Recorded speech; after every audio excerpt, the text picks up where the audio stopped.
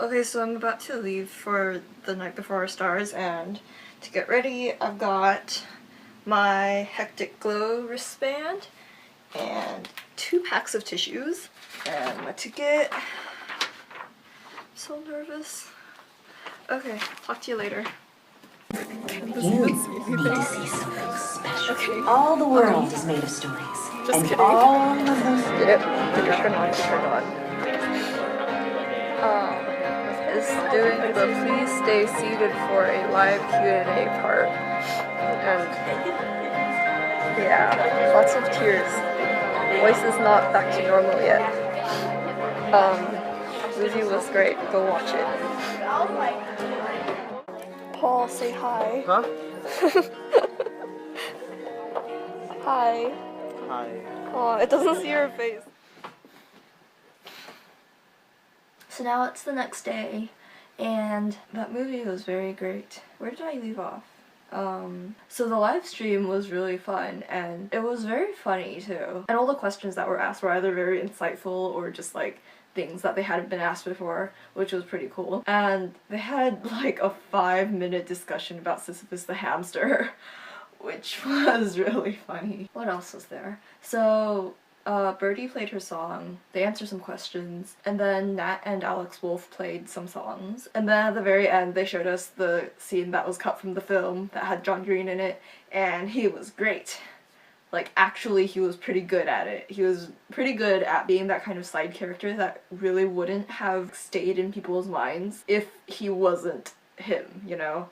Like, if they had just cast some random other person in the role of girl's father. His little, like, tiny bit of acting was very appropriate for the part that he played. So, about the movie, some of the scenes got a bit shuffled around, and I mean, I wasn't expecting it because I know the order of what happens in the books so well, but I feel like it worked for the movie. And like John has said, like, they were trying to get them to Amsterdam first. And a very important part about the movie was that the emotional material basically followed the book exactly through. With the book, it was around almost halfway through that, like, all the bawling started.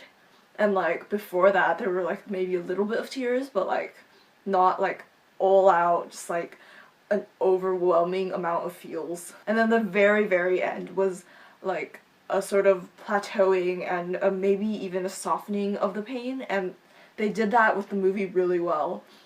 I used a lot of tissues, so being prepared was good. And I guess a big thing I wanted to talk about as well was the fact that there were so many very, very young teenage girls there. I felt very slightly out of place for just a little while, but like, almost throughout the movie, there were a bunch of moments when they would just start squealing, and that's like the type of thing that would make you sort of uncomfortable, and it seemed just a little bit as if like they were buying into the whole commercial aspect of it and the whole celebrity love part of that, and it made me slightly uncomfortable. But then, this was all as the movie was going on, by the way, I started thinking about like just how even if they choose to express their feelings in that way, maybe they aren't quite that shallow. Like, maybe that's just how they express their love for the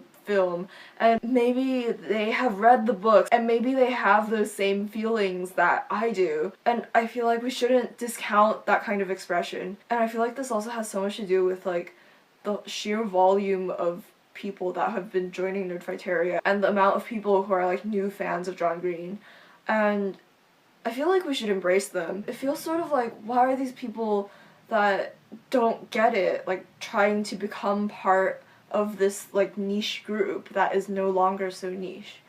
But then the thing that we should be thinking of is how we can embrace them and induct them into like the wonderful ways of enjoying it and the wonderful like deeper ways of feeling and expressing. And perhaps the squealing girls thing is actually in their own way just as valid as the rest of ours, and we shouldn't look down on them like that.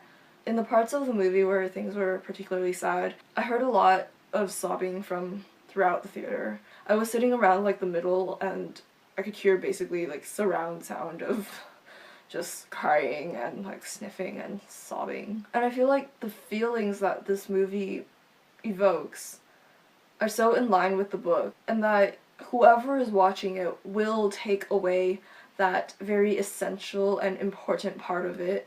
And it doesn't matter what age you are, it doesn't matter what way you express your feelings, and it doesn't matter that you might be a mall rat or just some random person who is watching the movie, because it will give you something, and you'll take that away with you for possibly the rest of your life, possibly for a day. And I think that is wonderful, and that is a great thing that the movie is doing. And I have been rambling for a while, and there was something else I wanted to say.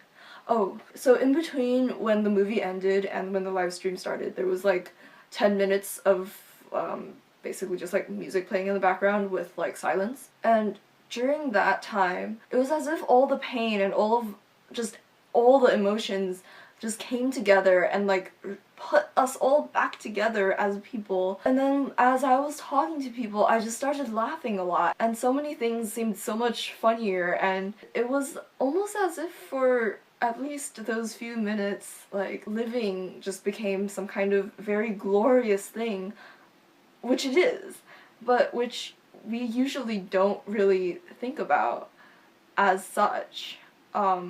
That we usually take for granted. And then, like, in those 10 minutes, there was, like, this heightened awareness. And it just felt like, I guess, like, we took away from the movie a new way of looking at life and a new experience of what life is like.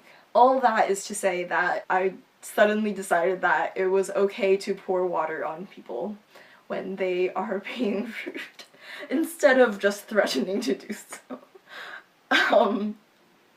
So yeah, that happened. I poured water on my friend and he got really mad at me. And I guess that is the end of my story of my experience watching Tifios. And if you're watching this video, I would encourage you to go watch it too if you have not watched it yet. And if you have, what are your thoughts on the movie? Did you like it? What did you take away from it? How do you think it fit together with the book, etc.? Do you agree with me, disagree with me? Yeah, I know a bunch of my friends watch these videos, and I was just wondering if some of you subscribers out there are other people that I want to interact with, so yeah, just leave comments, and like this video if you liked it, and subscribe if you want to.